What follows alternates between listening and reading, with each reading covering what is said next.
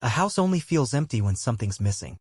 And that night, sitting in the quiet, I realized it wasn't just Brielle that was gone, it was the last shred of respect I had for her. My name's Elliot Allen. I'm 52, a private investigator out of Kansas City. Spent most of my life reading people, finding out what they didn't want found. Grew up bouncing between foster homes, learned early that trust was just a fancy word people used before they screwed you over.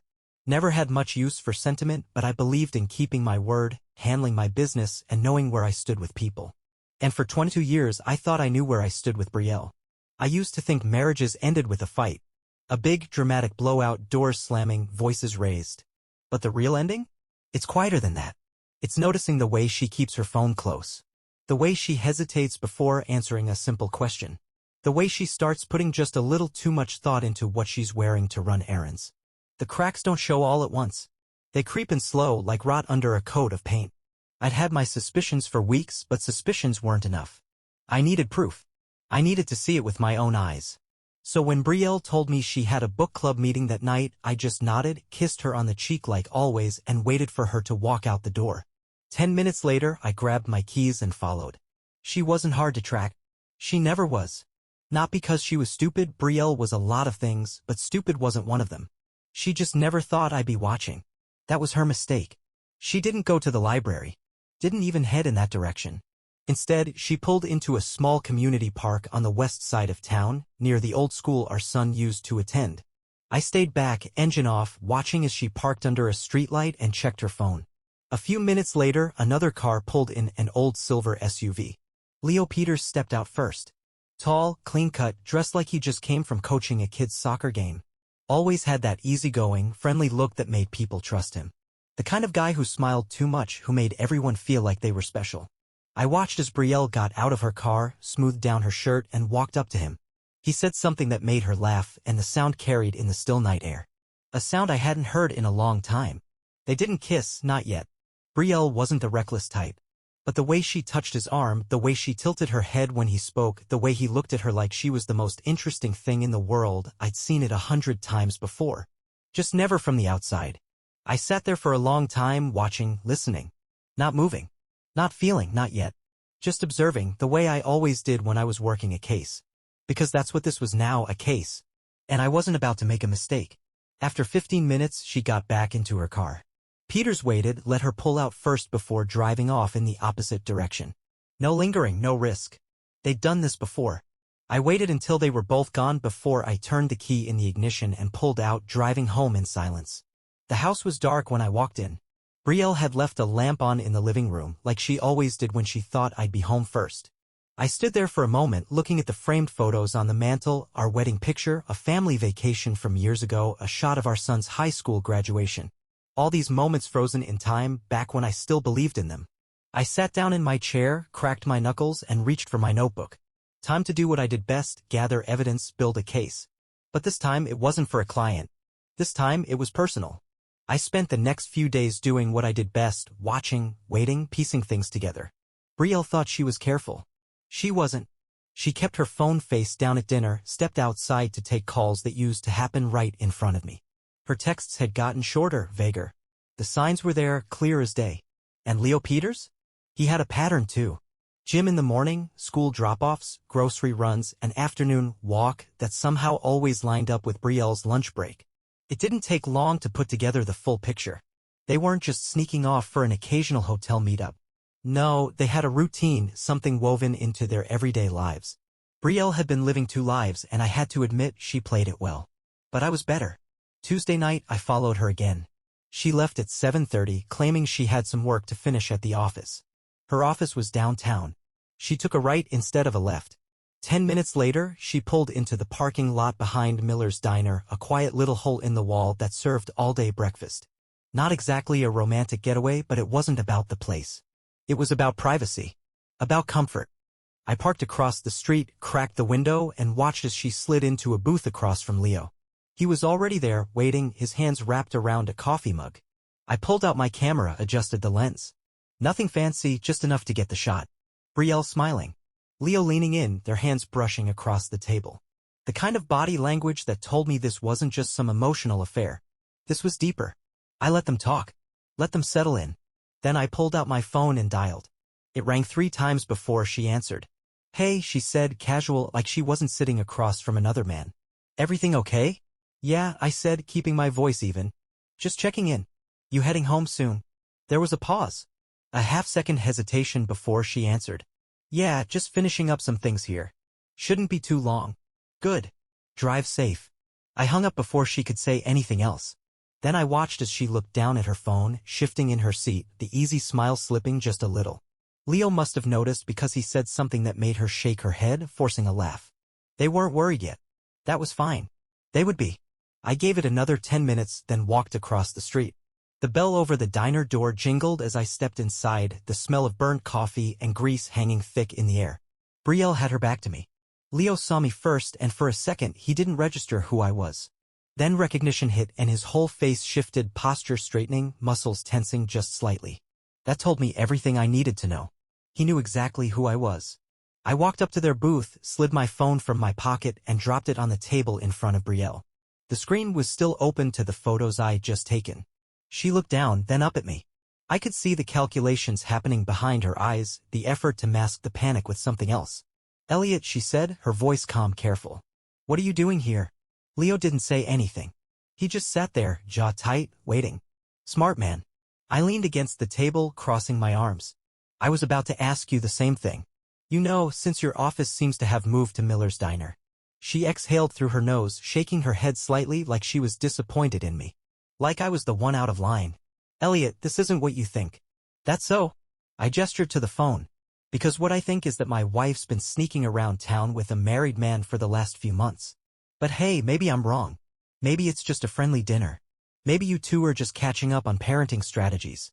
Leo finally spoke, his voice low, measured. Look, man, I don't think this is the time or place. Shut up, I said, not even looking at him.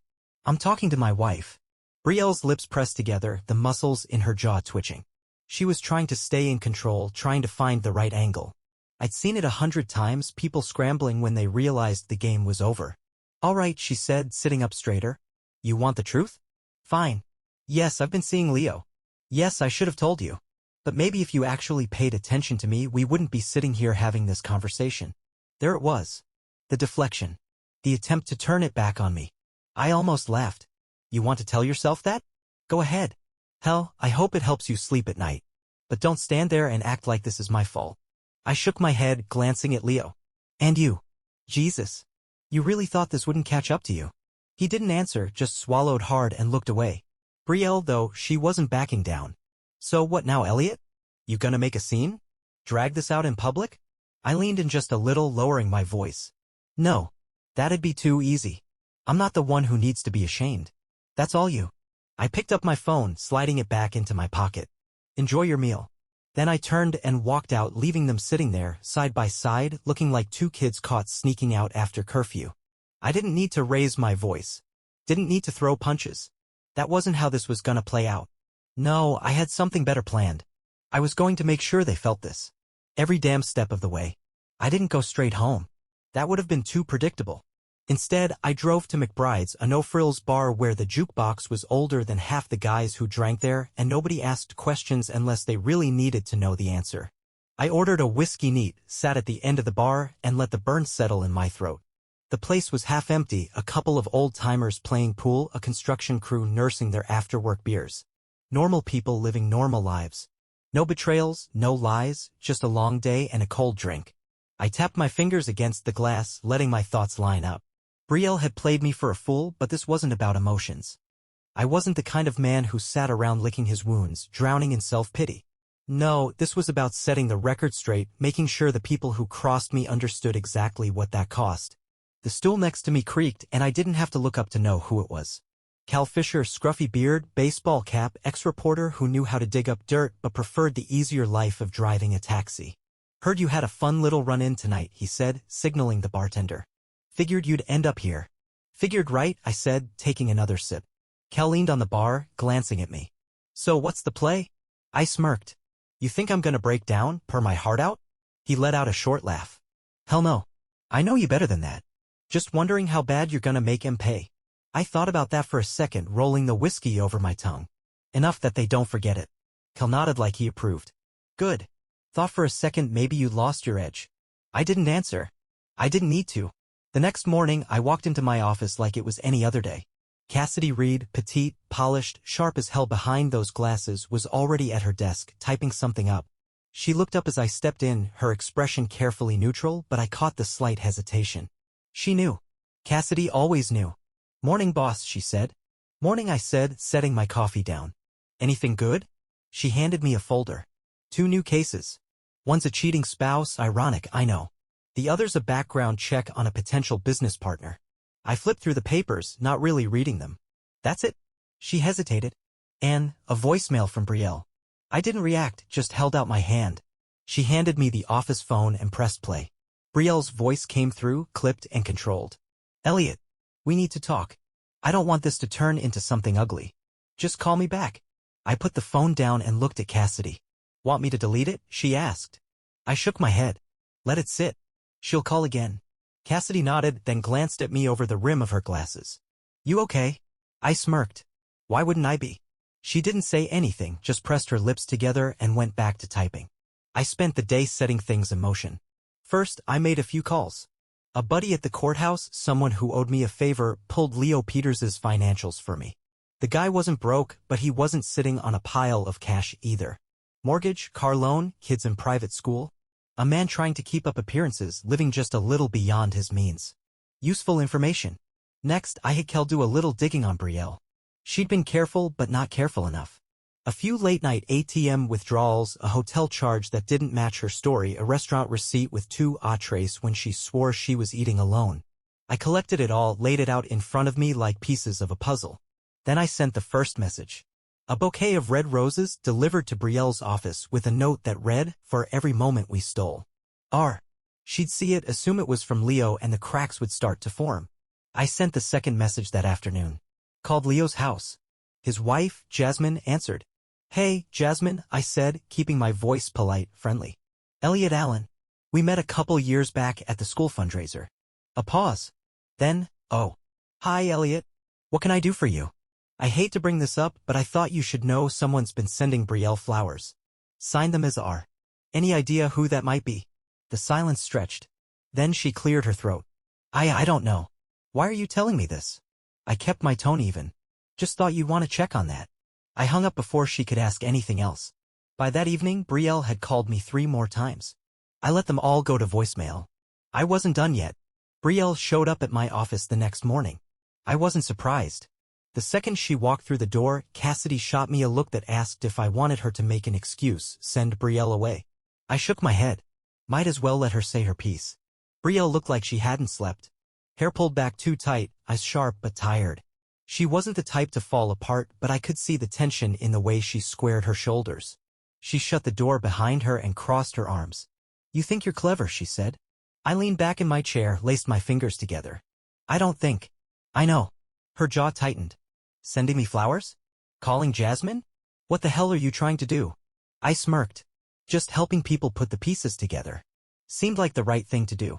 Her lips pressed into a thin line. "You want revenge, is that it?" I shrugged. "Revenge? No. That'd be personal. This is just about balance. You make a mess, you clean it up. And from where I'm sitting, you and Peters have some cleaning up to do." She let out a breath, rubbing her temples like she was the one who had the right to be tired. "Elliot, you don't have to do this." I tilted my head. "Do what? Tell the truth?" "Sorry, sweetheart, but I don't owe you silence." Her fingers curled into fists at her sides. She had always been good with words, always knew how to talk her way into or out of something. But not this time. She tried again. "Look, let's be adults about this. We can figure out a way forward. Maybe we—" I cut her off with a short laugh. "A way forward? You really think I want to sit down? Talk this out like we're in couples therapy?" I shook my head. "I'm not interested in finding a way forward, Brielle. I'm interested in making sure you deal with the same kind of fallout I did." Her face hardened. "You're being cruel." I leaned forward, resting my elbows on the desk. "No, I'm being fair." For the first time, something flickered in her expression. Not anger, not defiance, something else. She swallowed hard, then straightened. "Fine. You want a war? You got one." I gave her a lazy smile. You've already lost. She stormed out. Cassidy waited until the door shut before speaking. She took that well. I chuckled, picking up my coffee. Could have gone worse. That evening, things started unraveling fast. Jasmine Peters must have confronted Leo because by 6 o'clock, his whole world was caving in. I knew because Cal called me, laughing. Peters's got his bags packed, he said. Jasmine threw him out. She's keeping the kids, going for full custody. I didn't bother hiding my satisfaction. That was quick. Guess she didn't like finding out her husband was sneaking around with another man's wife. Go figure. Where's he staying? Cal snorted. Cheap motel on the east side. Nothing fancy. I smiled. Good. Brielle wasn't doing much better. By the next day, word had started spreading. A couple of our mutual friends suddenly had plans whenever she tried to meet up. The school moms she used to chat with barely looked at her. Even her own parents, who'd always backed her no matter what, weren't rushing to defend her. I knew because her father, a no-nonsense type, left me a voicemail. Elliot. His voice grumbled through the speaker. I don't know what to say. I didn't raise her to do this. I'm sorry. That was enough for me. By the end of the week, Brielle called again. I finally picked up. She didn't waste time. What do you want? I stretched back in my chair, staring out the window. I already got what I wanted. Her voice was low. You're enjoying this. I'm enjoying the truth coming out. That's different. A long silence. Then, quieter. What happens now? I let that hang in the air before answering. Now you deal with what you built. I hung up. I didn't need to say anything else. Brielle didn't call again. Didn't text, didn't show up at my office. That was fine by me. The damage was done, and I wasn't interested in rehashing things. I'd spent enough time on her already. The thing about betrayal is that once you see it, you can't unsee it. You can't forget it, can't smooth it over and pretend things were ever the way you thought they were. It sticks with you, a permanent shift in the way you look at a person. And I was done looking at her. Leo Peters didn't last long in town. A week after Jasmine threw him out, he was gone. Packed up, moved out, probably looking for some fresh start where no one knew his name. But running doesn't erase a reputation. His wife wasn't about to make things easy for him. Divorce papers were already in motion. Full custody hearings lined up. A man like him didn't do well alone. He was the type who needed someone to tell him he was special, needed constant reassurance that he mattered.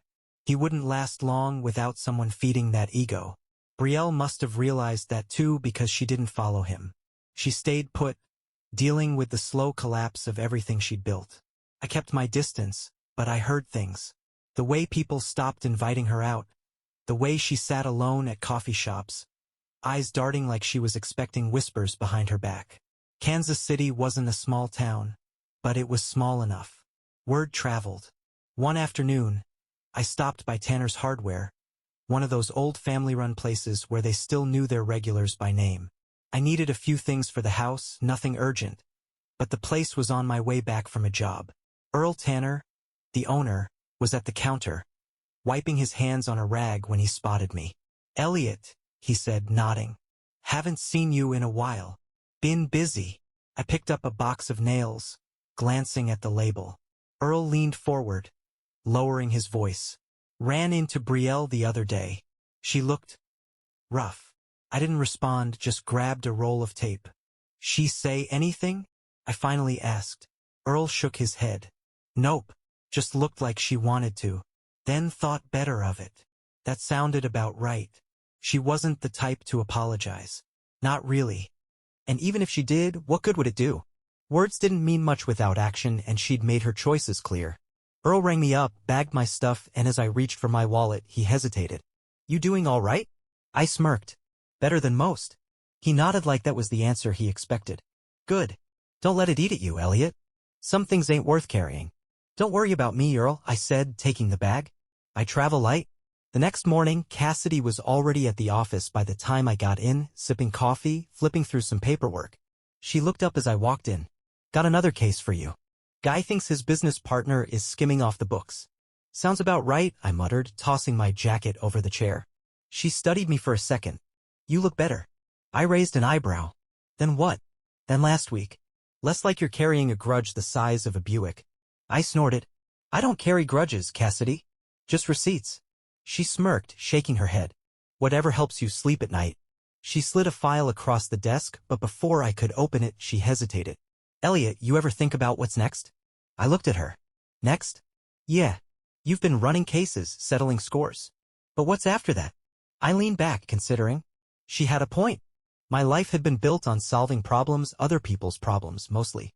And yeah, I'd handled my own when it came up, but I'd never really thought about what came after. Maybe it was time I did. I tapped my fingers on the desk, then picked up the file.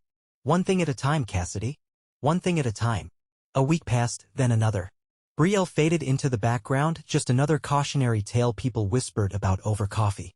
I barely thought about her anymore, not because I was trying to avoid it, but because there wasn't anything left to think about. She'd made her bed. Now she could lie in it. I threw myself into work. Cases came in, cases got solved. The business partner skimming off the books turned out to be smarter than most, but not smarter than me. A missing persons case led me to a kid who didn't want to be found, just wanted to be left the hell alone. The usual stuff. I kept busy, kept my head down. It was easier that way. One afternoon, I was grabbing lunch at Riley's Deli, a spot I'd been going to since I started working as a PI. Best pastrami in town, no contest. I was halfway through my sandwich when someone slid into the seat across from me. I didn't have to look up. I knew who it was. Kel tipped his cap back, smirking. Figured I'd find you here. I took a sip of my coffee. That's supposed to impress me? Nah, just means you're predictable. He stretched, cracking his knuckles. So, heard a little something about Brielle.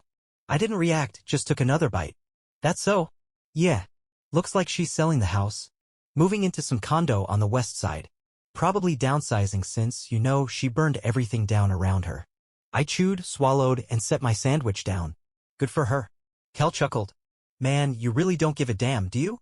I shrugged. What do you want me to say? That I'm sitting up at night, thinking about how she's doing? She made her choices. I made mine. Fair enough, Kel said, leaning back. But I gotta say, you handled this cleaner than I thought you would. No fireworks, no dramatic blowouts. Just a quiet, methodical takedown. Yeah? I smirked. And what did you expect? He grinned. Honestly? Something with more broken furniture. I snorted, shaking my head. Not my style. Kel nodded. Yeah, I get that now. He hesitated, then leaned forward. So what's next? Next? I wiped my hands with a napkin. Yeah. You took care of business, tied up all the loose ends. You just gonna keep working cases till you drop dead at your desk. I thought about that for a second. I'd spend my life moving from one problem to the next, one job to the next.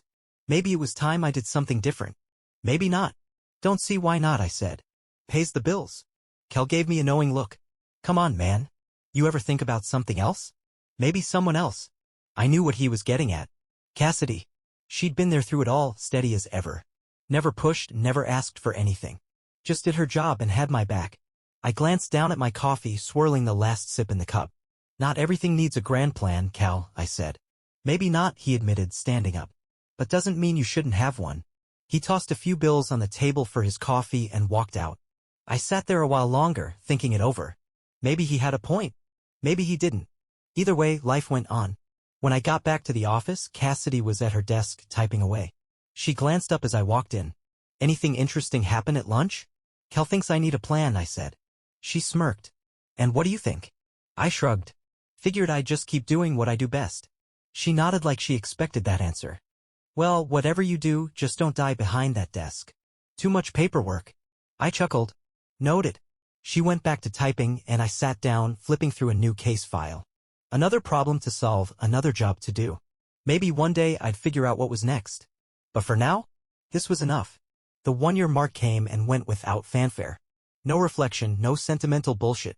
Just another day, another case, another problem to solve.